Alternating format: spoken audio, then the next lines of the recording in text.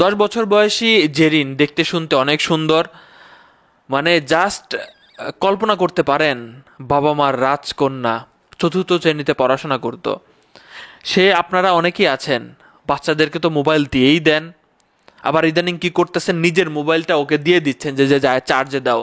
ও বুঝে অত কিছু যে চার্জে দেওয়া লাগবে কিভাবে, কিংবা সেখানে সেই বোর্ডটাতে যদি কোনো ধরনের অন্যরকম পরিবেশ দেখে, আপনি বড় মানুষ বুঝবেন, সে কি বুঝবে?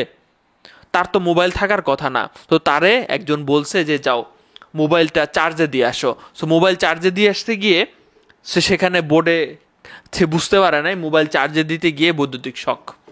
এরপরে তাকে দ্রুত হাসপাতালে নিয়ে যাওয়া হয়েছে। হাসপাতালে নেওয়ার পর ডাক্তার বলছে যে জেরিন আর নাই।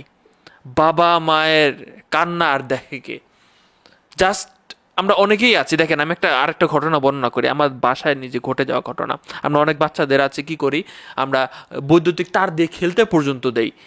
তো আমার বাসায় একটা ঘটে যাওয়া ঘটনা, সে বৈদ্যুতিক তার নিয়ে খেলছিল, আমরা কল্পনাও করি নাই, জীবনও দেখি নাই, বা ওদেরকে আমরা শিখেও নাই যে তুই এইভাবে বিদ্যুতের মধ্যে তারটা দিবি।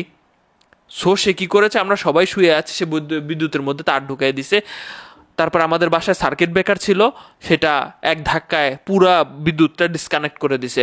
বেশিরভাগ ক্ষেত্রেই আপনারা দেখবেন অল্প টাকা আমরা খরচ করি না।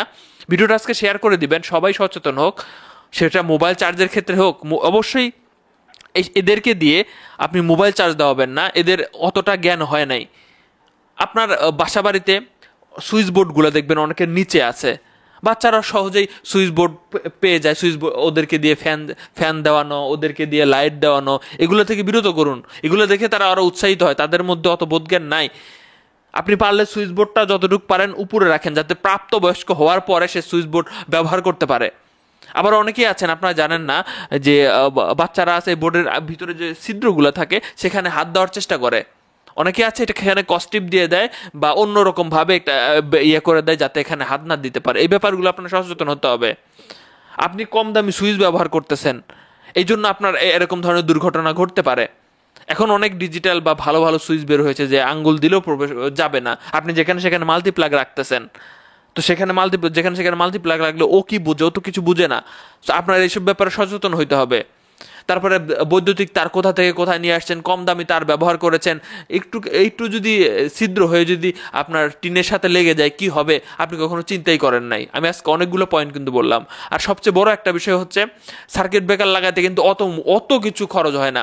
যারা জানেন না তাদেরকে বলবো যে বাসায় সার্কিট ব্রেকার লাগান, একজন ইলেকট্রিশিয়ানকে নিয়ে আসেন, যাতে বৈদ্যুতিক কোনো ধরনের দুর্ঘটনা ঘটলে আপনার পুরো বিদ্যুৎটা যাতে অফ হয়ে যায়। সার্কিট ব্রেকারের কাজ কিন্তু এইটা। আপনার ঘরে কোনো ধরনের সমস্যা তৈরি হলে সার্কিট ব্রেকারটা একাই অফ হয়ে যাবে, আপনার বিদ্যুতের ডিসকানেক্ট করে দিবে। এটা খুবই গুরুত্বপূর্ণ।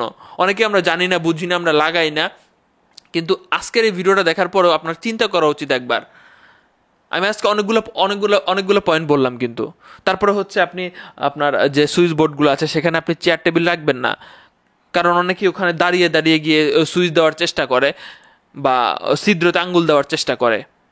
ব্যাপারটা দেখে আমার খারাপ লাগছে। আমাদের আরও সচেতন হতে হবে। আর ওদেরকে দিয়ে আপনার এই মোবাইল চার্জে দেওয়ানোর দরকার নাই বা ফ্যান বা লাইট জ্বালানোর দরকার নাই।